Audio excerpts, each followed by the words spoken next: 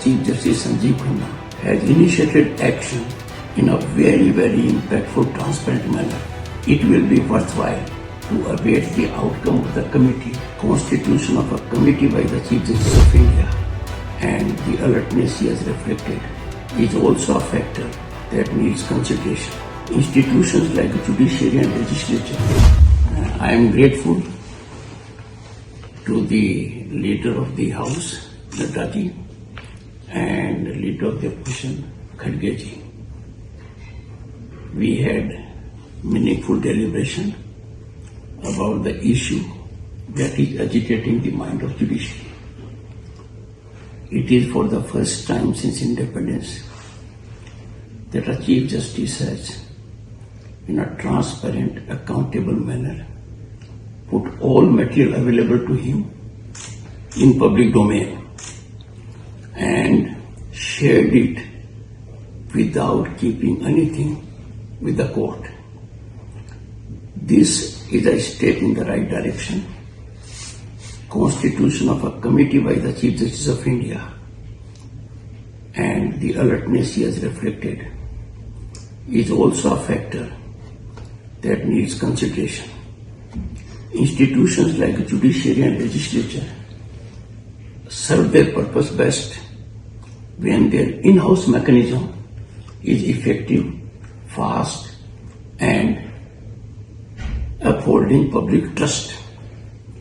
Since it is for the first time that head of judiciary, the Chief Justice Sanjeev Khanna, has initiated action in a very, very impactful, transparent manner, it will be worthwhile to await the outcome of the committee, as that will enable us to have the entire material for our consideration.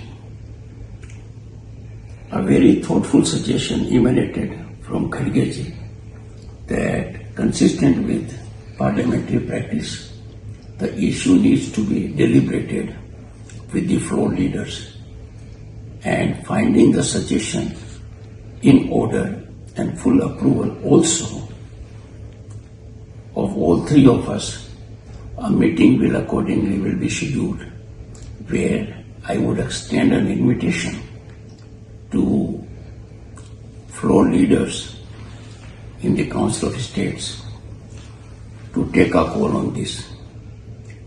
I have indicated firmly that the steps taken so far by the Chief Justice of India, Sanjeev Khanna,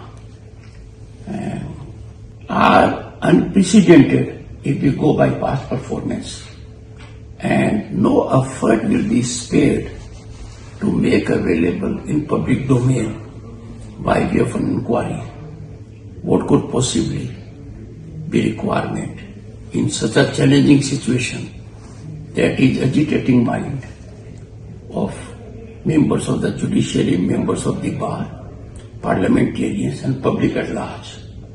I will schedule a meeting and send intimation as suggested by Kharge ji and Nadda ji in this direction.